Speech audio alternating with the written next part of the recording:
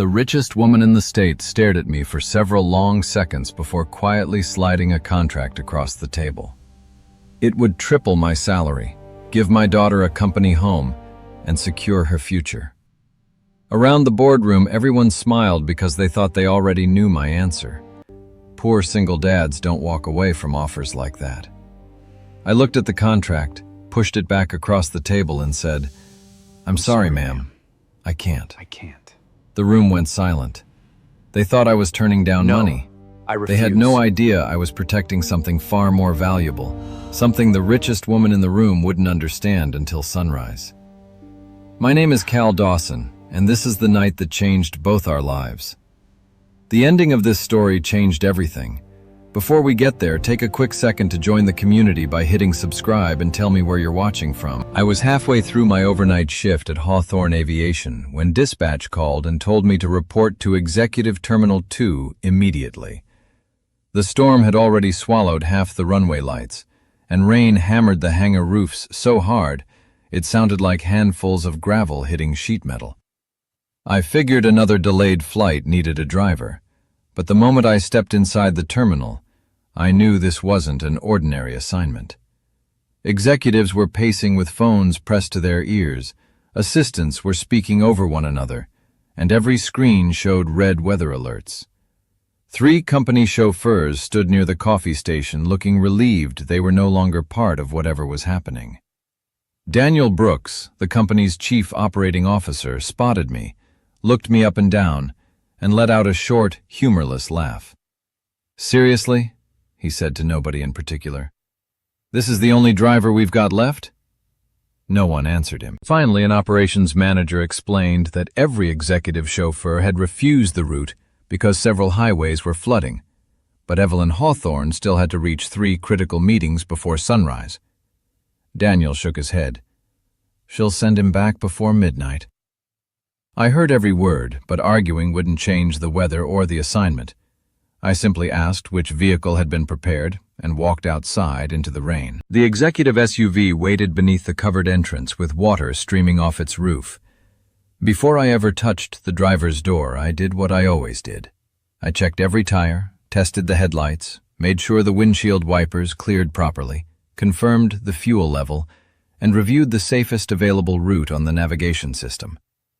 Storms punished careless drivers long before they punished bad ones. Daniel followed me outside, folded his arms, and watched with obvious impatience. "You understand who you're driving tonight?" he asked. I nodded. "Yes, sir." He smirked. "Evelyn Hawthorne doesn't tolerate mistakes. She'll eat you alive." I closed the hood after checking the washer fluid and answered quietly, "Then I'll do my best not to make any."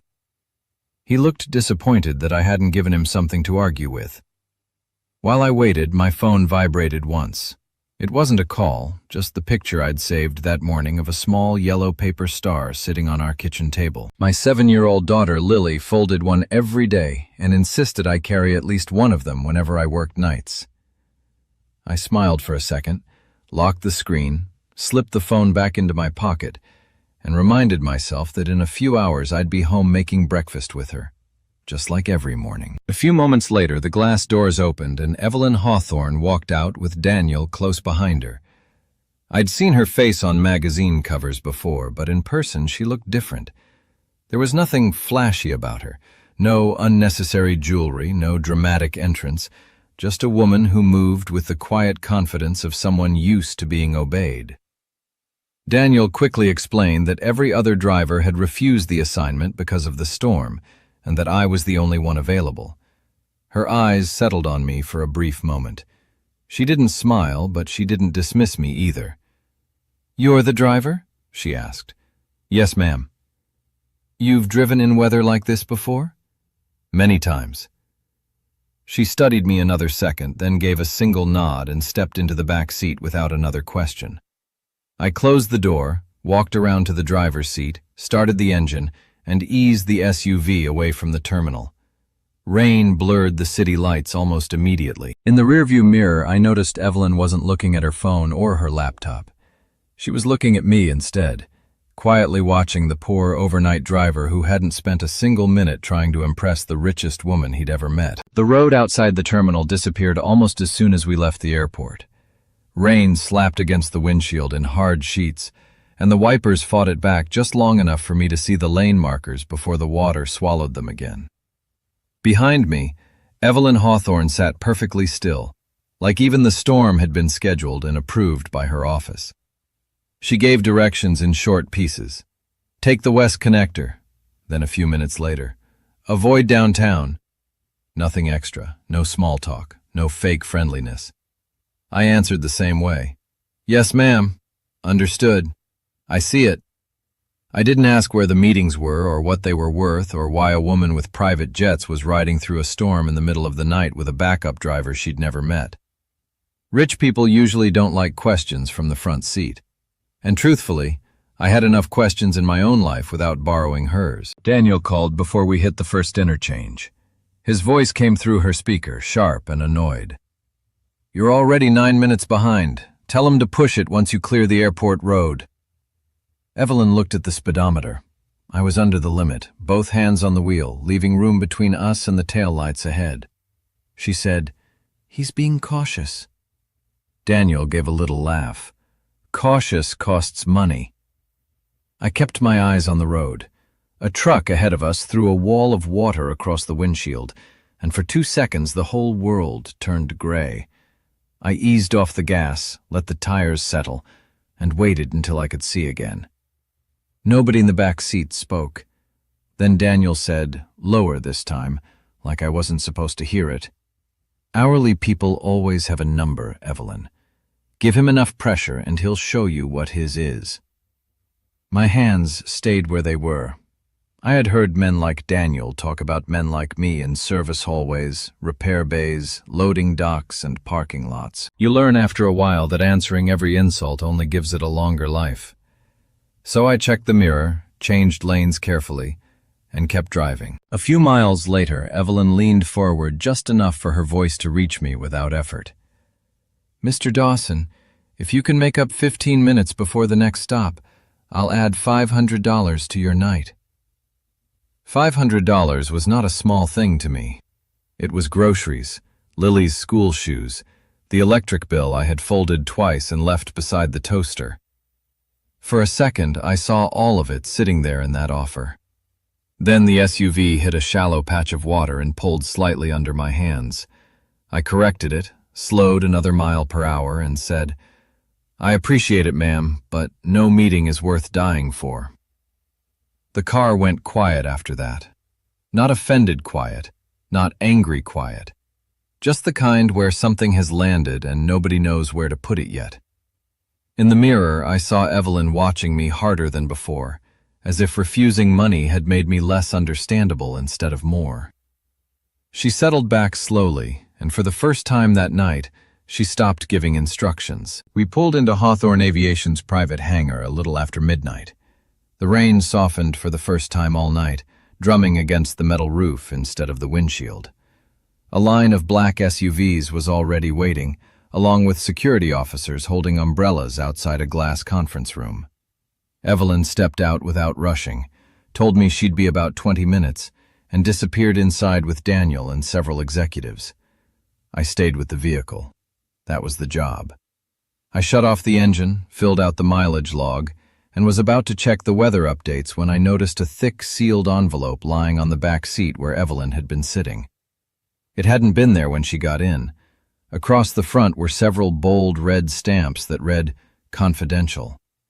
I didn't know what was inside, and I didn't want to. I picked it up carefully by one corner, walked around to the front, locked it inside the glove compartment, and then waved over one of the security officers standing near the entrance. "Ma'am left something important in the vehicle," I told him. "Could you let her office know it's secured?" He nodded, thanked me, and spoke quietly into his radio before returning to his post. I spent the next few minutes exactly where I was supposed to be, leaning against the SUV while the rain tapped across the pavement. Through the glass walls of the hangar, I could see people moving around a long conference table, though I couldn't hear a word they were saying. I didn't know that somewhere inside the building, Marcus Hale, the head of security, was watching me through the parking lot cameras. I also didn't know Daniel was telling everyone I had probably noticed the surveillance equipment before touching the envelope. The truth was much simpler. I never looked for cameras because it never crossed my mind that I needed to. My father used to tell me that the easiest way to remember what lie you told was not to tell one in the first place. That lesson had survived a lot longer than he had. When the meeting finally ended, Evelyn walked back through the rain with Daniel close behind her. Before she reached the rear door, I unlocked the glove compartment, lifted out the envelope, and held it toward her. "You left this in the back seat, ma'am." She looked at it for a second before taking it. "Thank you, Mr. Dawson."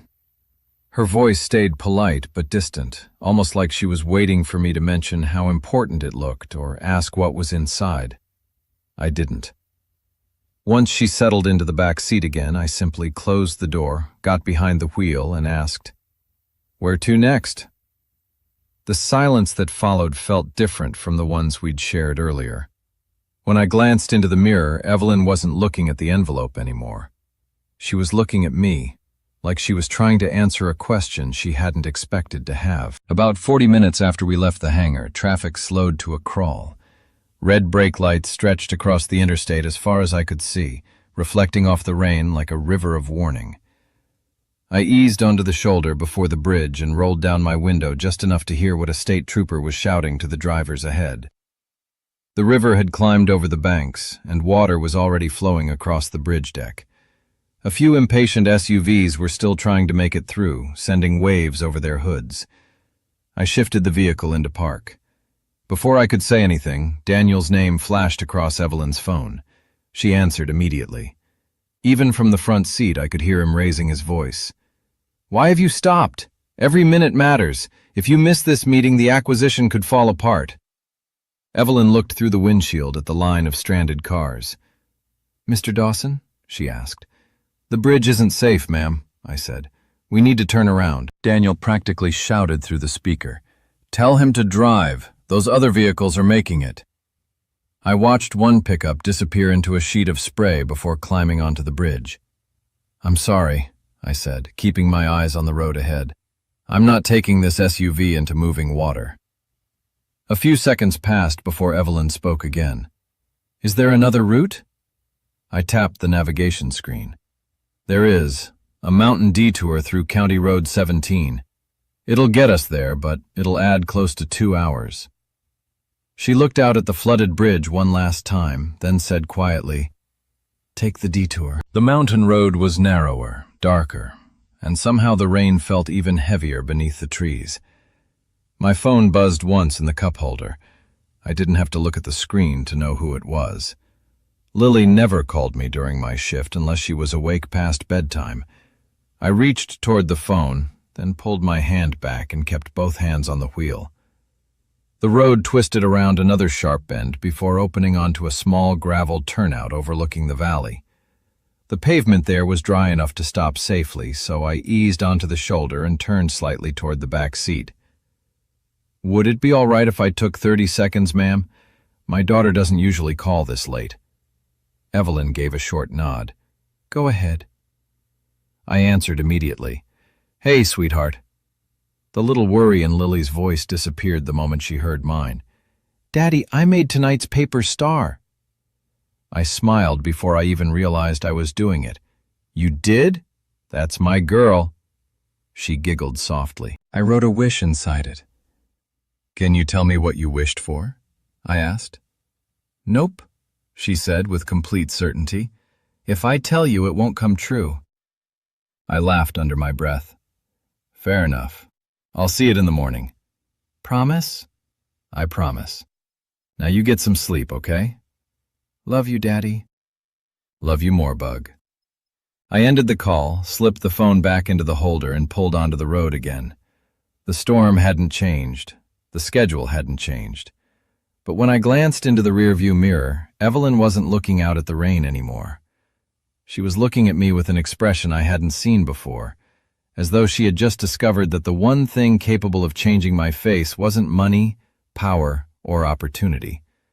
It was the voice of a 7-year-old little girl waiting for her father to come home. By the time we reached the next town, the storm had turned ugly again. The rain was falling so hard I could barely make out the exit signs until they were almost beside us. A flash flood warning lit up the navigation screen, and another section of the highway disappeared behind a line of police cruisers. There was nothing to do but pull off and wait.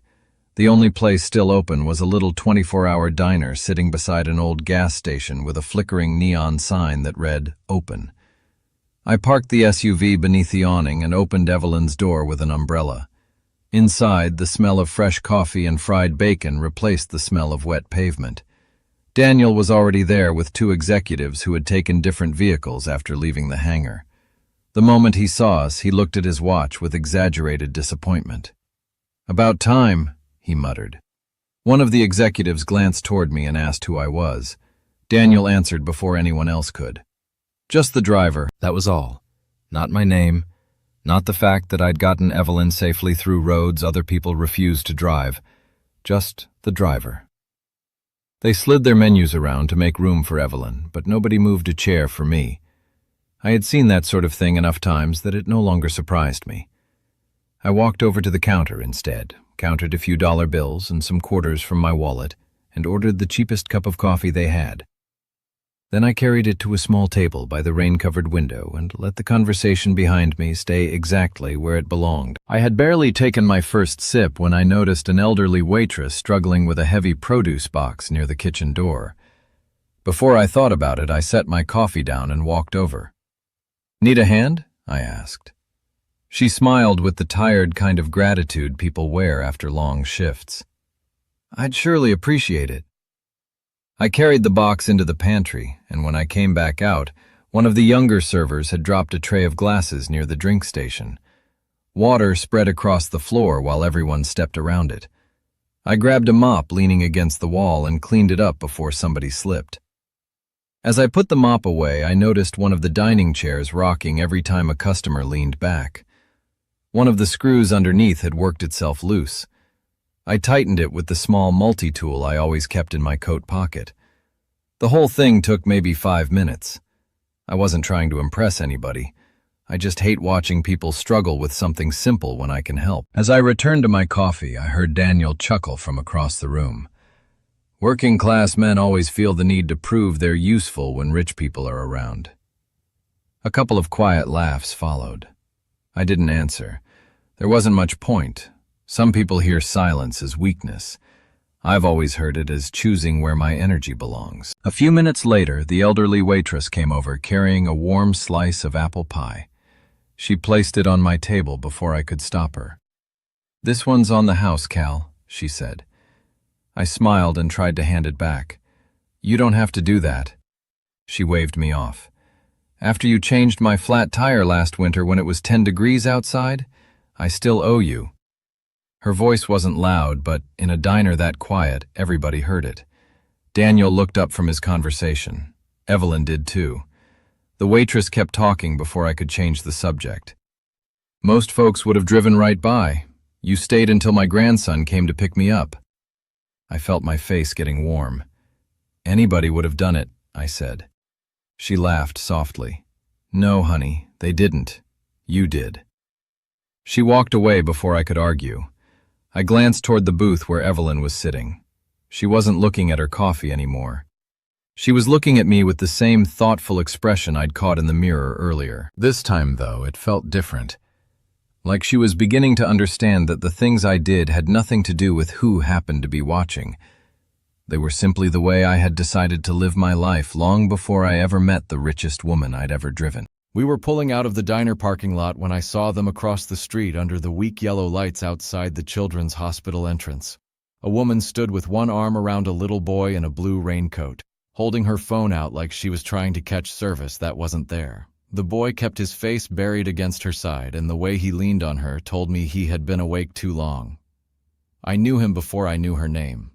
His name was Mateo, and he used to sit beside Lily in the grief therapy group after her mother died. He had lost his older brother that same year, and for a while, he and Lily both carried the same quiet look kids get when the world has asked them to understand something too big.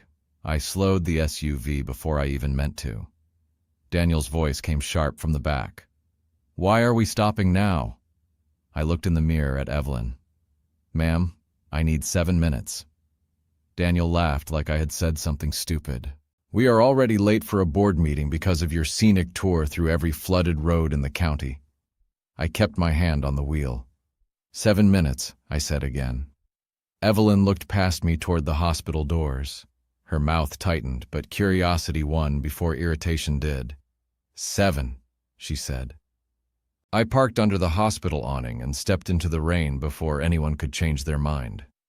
"Mrs. Alvarez," I called. She turned, and relief crossed her face so quickly it made me look down. "Cal," she said. "The shuttle canceled, and the rideshare keeps dropping us." Mateo looked up then, blinking rain from his lashes. "Lily's dad?" he said. I smiled and crouched just enough to be at his level. "That's me, buddy. Let's get you two somewhere dry." I didn't put them in Evelyn's SUV.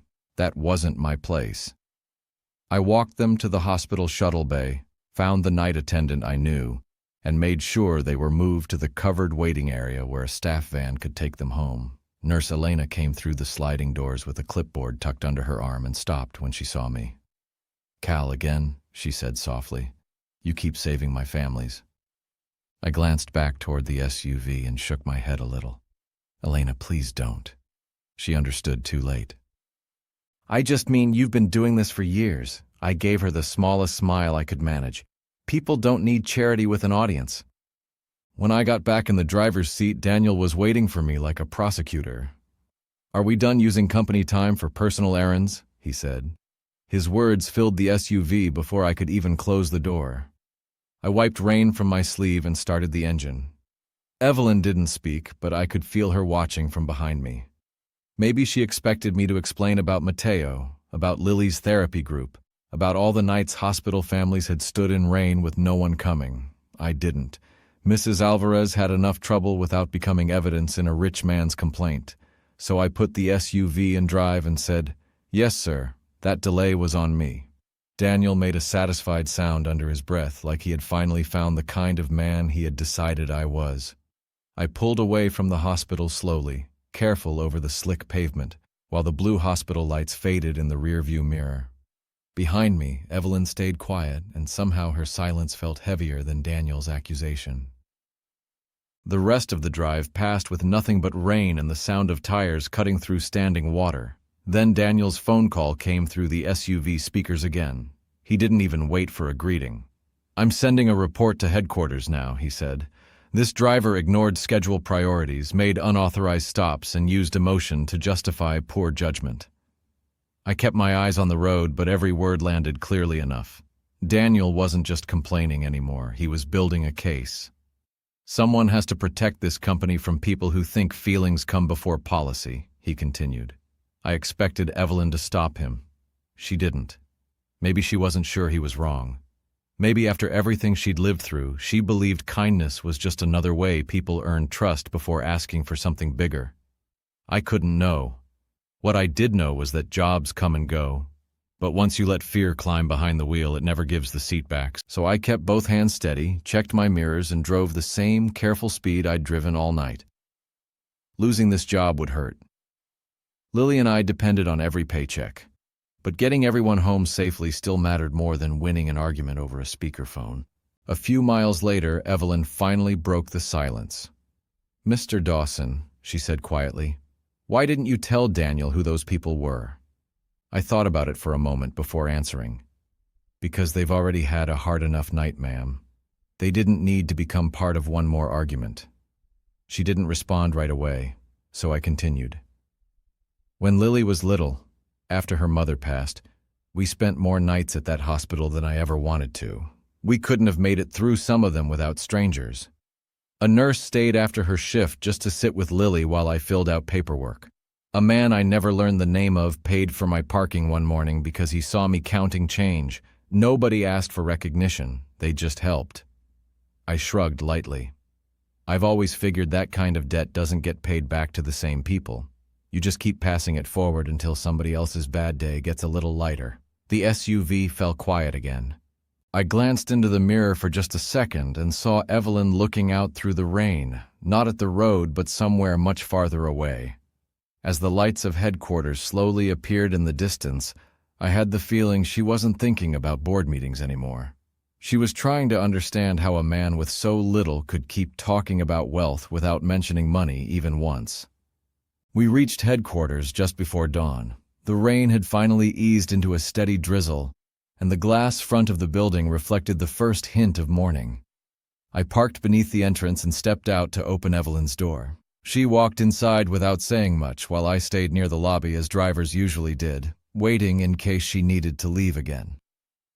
Through the floor-to-ceiling glass, I noticed an older woman arriving in a dark blue coat. The receptionist greeted her by name, Grace Whitmore. She walked with the confidence of someone who didn't need permission to enter any room in the building. Before long, she stopped beside Evelyn, and the two of them looked in my direction through the glass. I wasn't trying to listen, but the lobby was quiet enough that a few pieces of their conversation drifted toward the entrance. Grace glanced at me, then back at Evelyn, and asked, "Why is one driver taking up so much space in your thoughts?" Evelyn folded her arms. "I'm only deciding whether he's trustworthy." Grace gave a tired smile. "You've been deciding whether people are trustworthy for 15 years. I looked away, pretending to check the SUV, but their voices carried again when the automatic doors opened for another employee.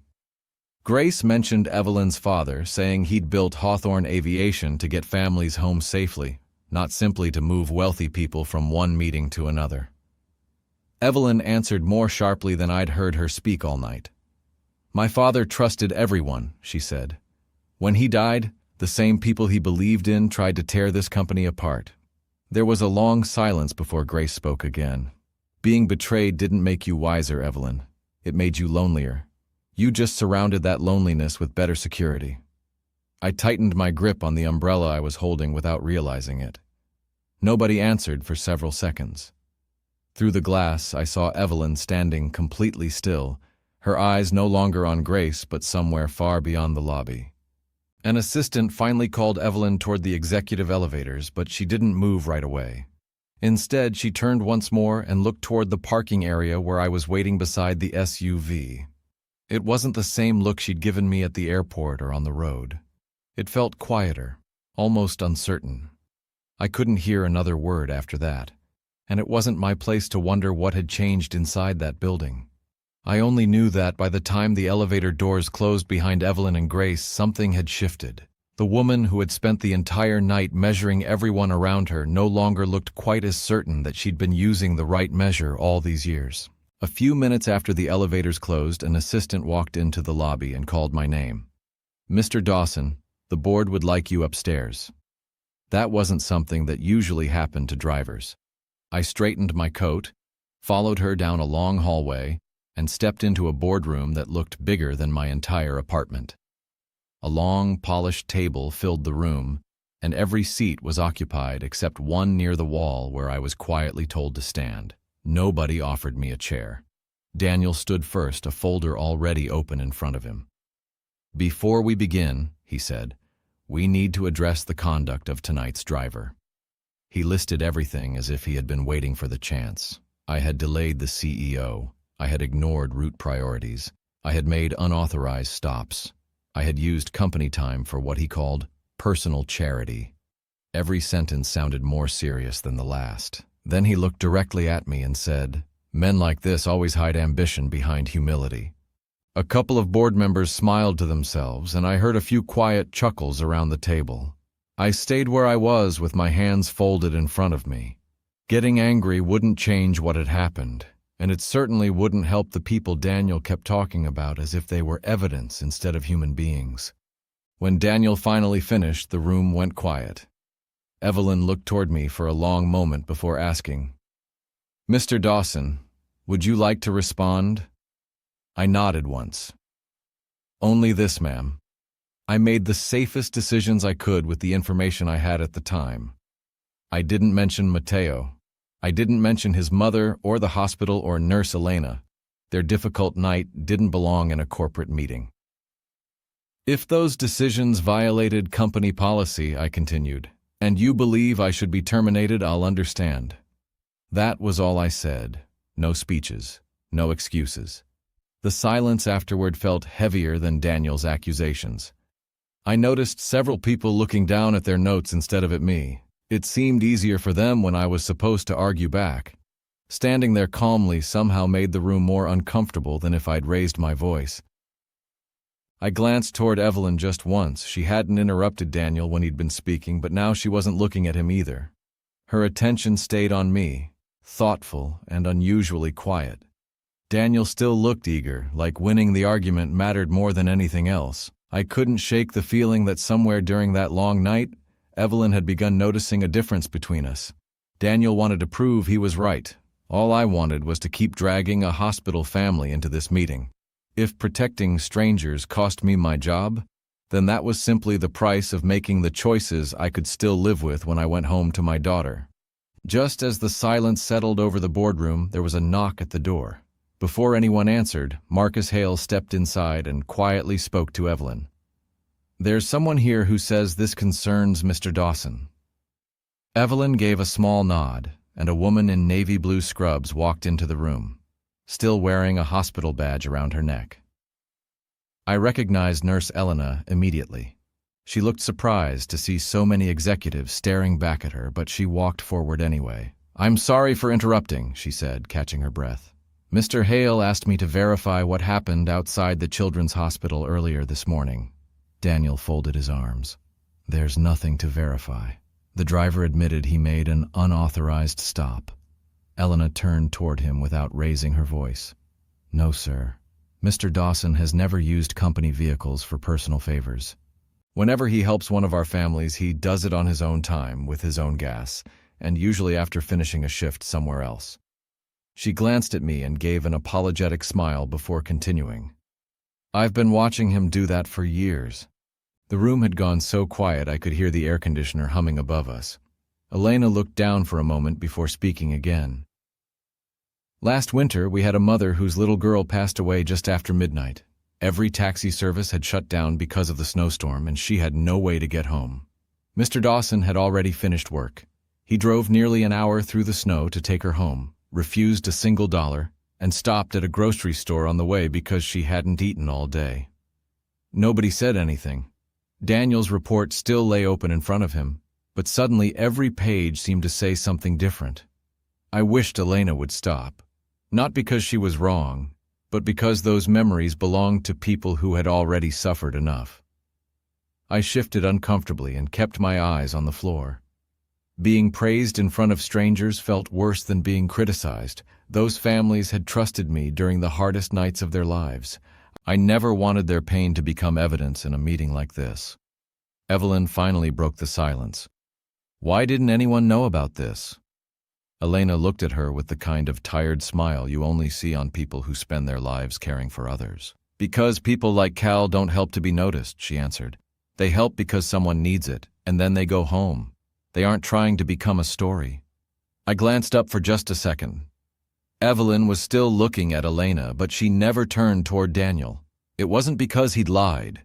Everything he'd reported had happened. He simply hadn't understood what he was looking at. And from the expression on Evelyn's face, I had the feeling she was realizing the same thing about herself. The meeting finally broke apart, one quiet conversation at a time. Board members gathered their folders and drifted toward the hallway while I stayed behind, waiting to be told whether I still had a job. I reached into my coat pocket for my wallet, meaning to check whether I had enough cash left for breakfast on the drive home, but the old leather slipped through my fingers and landed on the polished floor. As I bent to pick it up, something much lighter floated away from it. A small yellow paper star spun once before coming to rest near Evelyn's shoes. She looked down at it, then back at me. "That's the one from your phone," she said before she seemed to realize she'd spoken out loud. I smiled a little and picked it up carefully between my fingers. "Yes, ma'am." She watched me for another second. What's so special about it? It wasn't the sort of question I expected from her, but it didn't feel like curiosity about an object. It felt like curiosity about something she'd never been given. I unfolded the corners just enough to smooth one edge. "Lily started making these after her mom passed away," I said quietly. "For a while, she was afraid everything could disappear. She thought if Mom was gone, maybe home could disappear too." Grace, who had remained near the doorway, stood silently listening while Evelyn never took her eyes off the little piece of folded paper. I turned the star over in my hands before continuing. She began folding one every night before bed. Every star has a wish inside it. Most of them stay in a glass jar on our kitchen table. I laughed softly at the memory. She says wishes need company. My thumb rested on the faded crease running across the oldest star. This one's different. It's the first one she ever made.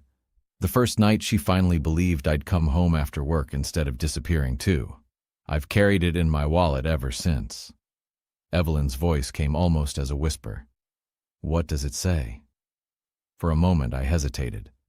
Those words had always belonged to Lily and me. But something about the room had changed. I unfolded the paper as gently as if it might break apart in my hands. The pencil marks had faded over the years, but they were still easy enough to read. In uneven little letters it said, "Daddy, home is wherever you come back." Nobody spoke. I folded the star again with the same care Lily had used when she made it. Out of the corner of my eye, I saw Evelyn turn away toward the windows overlooking the rain-soaked parking lot.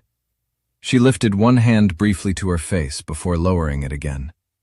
Grace noticed the movement immediately. She didn't say a word, but the look she gave Evelyn told me she understood something I didn't. I'd spent years carrying that tiny paper star because it reminded me where I belonged. Standing there in the boardroom, I realized those simple words had reached somewhere inside the richest woman I'd ever met that no fortune, no title, and no success had ever managed to touch. About 20 minutes later, an assistant knocked gently on the waiting room door and asked if I would come upstairs to Evelyn's office. I figured they had finally made a decision about my job. Instead, I walked into the largest office I'd ever seen. The city was just beginning to wake beyond the glass walls, and the storm clouds were finally breaking apart. Evelyn stood near the windows while Daniel remained seated at the conference table with a folder already prepared. "Mr. Dawson," Evelyn said, motioning toward a chair, "please sit." I thanked her but stayed where I was. She opened the folder and spoke without looking at her notes. "I'd like to offer you a permanent executive transportation position." Daniel slid the paperwork toward me. "Triple your current salary," he added. "Full executive benefits, a company vehicle, and a company house less than 5 minutes from Lily's school." For the first time all morning, Daniel almost looked relaxed. It was as though the world finally made sense again. Money solved problems. Money explained people. Money ended difficult conversations. Before I could answer, Evelyn quietly added, "There's one more thing." She folded her hands together for a moment. "I'd like Hawthorne Aviation to establish a private education fund for Lily. College, books, whatever she needs. No child should have to grow up wondering whether opportunities depend on a paycheck, if I have the ability to change that." I looked down at the papers in front of me. It was more money than I'd ever imagined earning. It would erase the rent worries, replace my old truck, and make sure Lily never had to hear me pretending the electric bill wasn't sitting unopened on the kitchen counter. For a few seconds, I simply stared at the offer because I owed it that much respect. Then I looked back at Evelyn. "Thank you, ma'am," I said honestly. "I don't think anyone's ever offered me something this generous." Daniel smiled before I had even finished speaking. He was already certain he knew how the conversation would end. I took a slow breath and gently pushed the folder back across the table. "But I can't accept it." The smile disappeared from Daniel's face so quickly it almost startled me. "You can't be serious," he said. I nodded. "The position requires executive availability during the day, doesn't it?" Evelyn answered quietly. "Most mornings, yes." I smiled, thinking of a little girl with messy hair waiting at our kitchen table. Those mornings are when Lily tells me about the dream she had the night before. They're when we eat cereal together before school. They're when she remembers that even after losing her mom, she still wakes up with one parent sitting across from her. The room fell completely still. "Money would make our life easier," I admitted, but I can't buy those mornings back once they're gone. I wasn't refusing because I didn't need the job. I was refusing because I needed something else even more. When I looked toward Evelyn, I realized she finally understood the difference. For the first time since we'd met, she wasn't looking at what I was walking away from. She was looking at what I was protecting.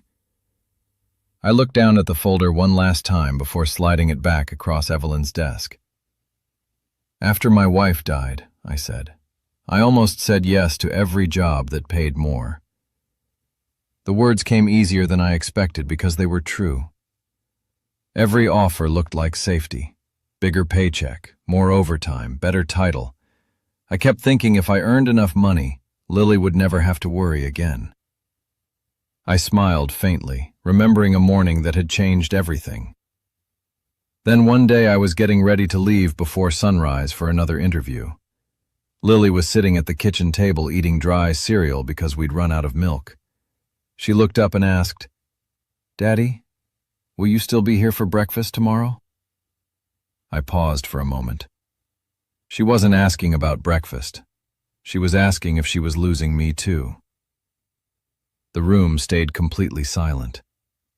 That morning I turned down the job. After that, I stopped building my schedule around money and started building it around being home when she opened her eyes. That's why I drive rich people through storms all night, because every morning, my little girl deserves to wake up knowing someone she loves came back. Daniel leaned back in his chair with an impatient sigh. "That's sentimental, Mr. Dawson," he said. "It's not how successful people make decisions." I met his eyes for the first time all morning. "Maybe not," I answered calmly. "But childhood is mostly made of ordinary moments adults think they can postpone. One breakfast turns into another, then another, until one day there aren't any left." Nobody laughed this time. Grace quietly lifted a hand to her mouth, and when I glanced toward her, I saw tears gathering in her eyes. She wasn't looking at me.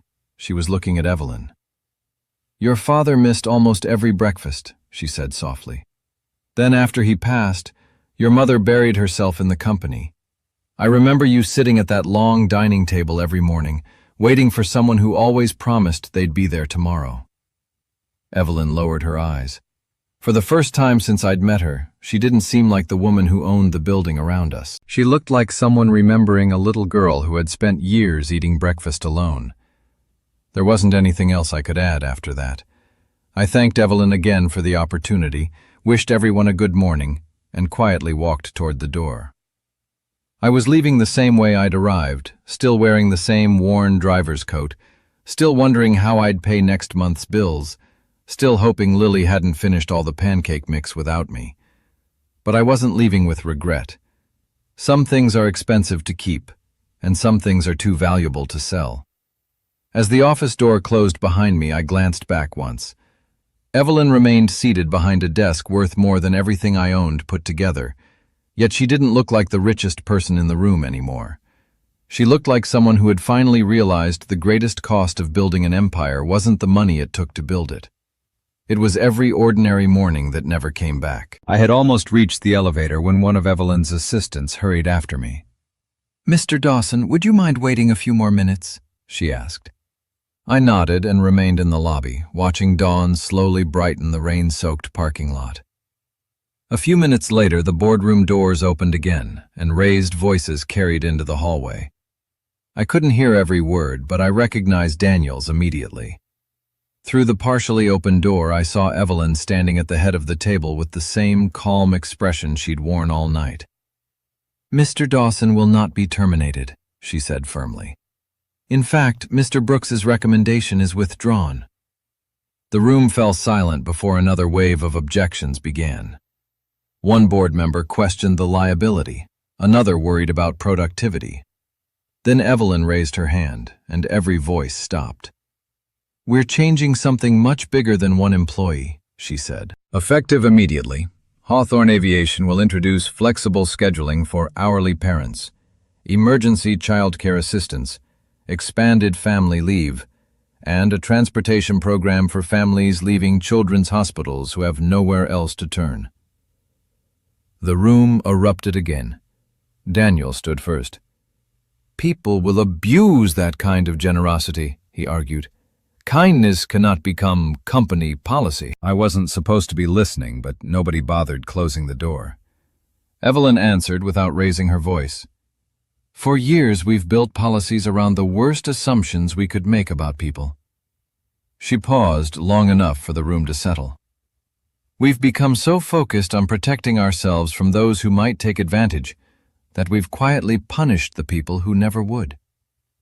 No one interrupted her this time. She looked around the table before continuing. Mr. Dawson didn't teach me charity. He reminded me why my father built this company in the first place. We were never meant to measure success only by how quickly we moved wealthy clients. We were supposed to help people get home. Daniel started to object again, but Evelyn stopped him with a single glance. It wasn't anger, it was certainty. For the first time since I'd met them, Daniel had no argument that mattered more than the truth sitting quietly in the room. Without another word, he lowered himself back into his chair. A few minutes later, Evelyn stepped into the hallway where I was waiting.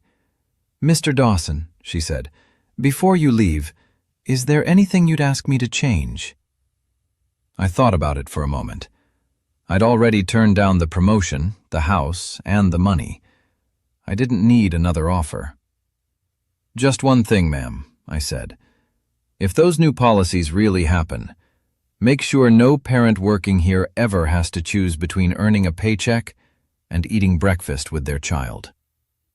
She held my gaze for a long second before giving a quiet nod. They won't. That was all. I thanked her, wished her a good morning, and walked toward the elevator. I never got revenge on Daniel. I never embarrassed him the way he'd embarrassed me. By then, it didn't matter anymore. Some victories make you feel bigger. The best ones simply leave the world a little better than you found it. Months passed, but my life looked almost the same from the outside. I still worked the overnight shift, still drove through rainstorms and quiet highways while most of the city slept, and I still pulled into my driveway just before sunrise every morning. The difference wasn't my schedule. It was everything happening around it. Hawthorne Aviation slowly became a different company. Parents working hourly shifts could trade schedules without fearing for their jobs. Emergency childcare became part of the employee benefits. Families leaving the children's hospital no longer stood outside in the rain hoping someone would stop. The company had drivers assigned specifically to help them get home. People who had spent years speaking Evelyn Hawthorne's name with fear now spoke it with something closer to respect. I never took credit for any of it. I was just grateful that somewhere, another little girl would wake up and find her mother or father sitting across the breakfast table, because someone in a boardroom had finally remembered what really mattered. One quiet Saturday morning, there was a knock at my front door just as Lily was setting 2 plates on our tiny kitchen table. When I opened it, Evelyn stood there beside Grace, dressed simply enough that no one in the neighborhood would have recognized the richest woman in the state. There were no cameras, no reporters, no company photographers. She held a small wooden box with both hands. "May we come in?" she asked. A few minutes later, the 4 of us sat around our old kitchen table while Lily stared curiously at the box. Evelyn smiled at her. "Do you remember when I asked if I could borrow some of your paper stars?" Lily nodded proudly. "You said you wanted to keep them safe." Evelyn gently opened the lid. Inside, several folded paper stars rested beneath clear, protective sleeves, each one carefully preserved.